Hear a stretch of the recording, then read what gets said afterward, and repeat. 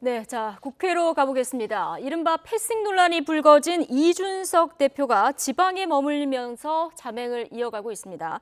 자, 이런 가운데 윤석열 후보는 충청 지역 방문을 이어가고 있고요. 민주당 이재명 후보는 청년 인재를 추가 영입하면서 쇄신의 속도를 내고 있는 이런 상황인데요. 취재 기자 연결해보겠습니다. 자, 이경국 기자.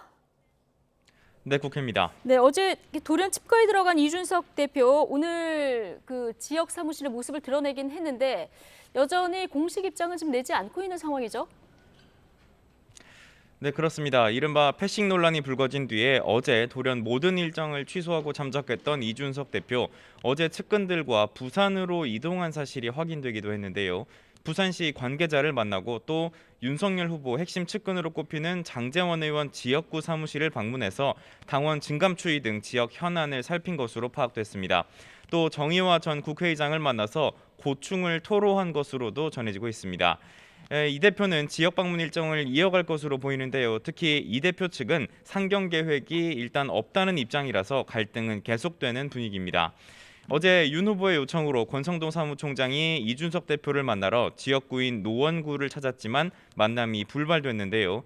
여전히 윤 후보 측 이준석 대표와는 연락이 닿지 않는 것으로 전해졌습니다. 윤 후보는 오늘 기자들과 만나서 합의점을 찾아 나가는 것이 민주적인 정당이 아니겠느냐며 진화에 나섰는데요. 이 대표가 생각을 정리하고 당무에 복귀하면 대화를 나누겠다고도 밝혔습니다. 이렇게 갈등이 이어지는 가운데 오늘 윤석열 후보는 충청 방문 일정을 이어가고 있습니다. 첫 일정으로 천안 독립기념관을 방문한 뒤에 아산 폴리텍 대학교를 찾았습니다.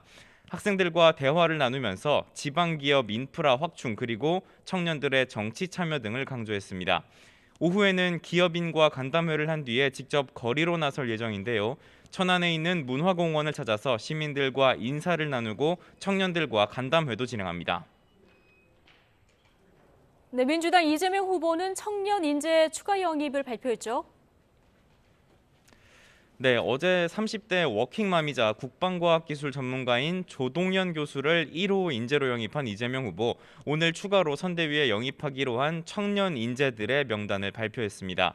대학생 인공지능 개발자 김윤기 씨와 데이터 전문가 김윤희 씨, 뇌과학자 송민영 씨와 인공지능 연구자인 최예림 씨입니다.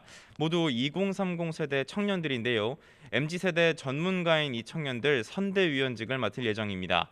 전문성을 토대로 정책 자문을 하는 것은 물론 선대위에 청년들의 요구를 활발히 전달할 것으로 보입니다. 선대위는 사회에 기여하는 방법을 고민해온 젊은 혁신가들을 발굴하고자 했다고 강조했습니다. 이재명 후보 청년 인재들을 적극적으로 영입하면서 연일 선대위 쇄신에 박차를 가하는 모습입니다.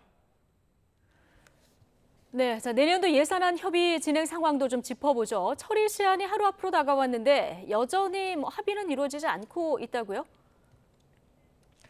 네, 어제까지가 국회 예산결산특별위원회의 활동 시한이었습니다. 여야는 막판 협의를 이어갔지만 결론은 내지 못했습니다. 지역화폐 예산을 늘리자는 민주당 그리고 소상공인에 대한 직접 지원을 강조하는 국민의힘의 이견이 팽팽하게 맞섰습니다. 민주당과 정부 사이 예산 협의 역시 예산 규모를 두고 견해 차이만 확인하며 합의점을 찾지 못했습니다.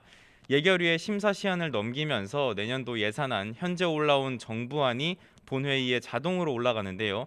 다만 여야가 오늘 담판을 해서 수정안을 마무리한 뒤에 이를 내일 본회의에 올리는 방안이 남아 있습니다. 예산안 처리 시한을 하루 앞두고 현재 여야는 활발한 물밑 협상을 이어가고 있는 상황인데요. 이와 함께 당정 간에도 관련 논의가 진행될 것으로 보입니다. 지금까지 국회에서 전해드렸습니다.